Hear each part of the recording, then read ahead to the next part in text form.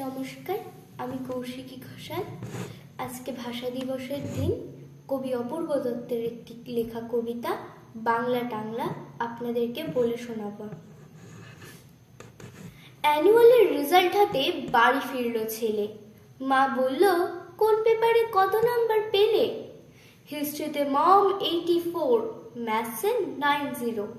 মা বলল, fantastic, just like a hero. Science dad, not so fair, only 69. English just 92, altogether fine.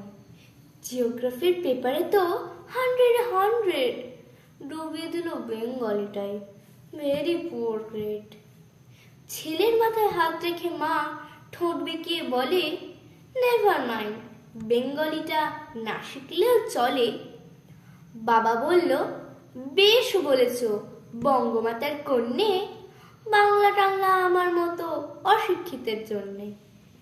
Vidyasagar, Rabindranath, নেহাত ছিলেন বোকা, না হলে কেউ শখ করে হয় বাংলা বইয়ের পোকা।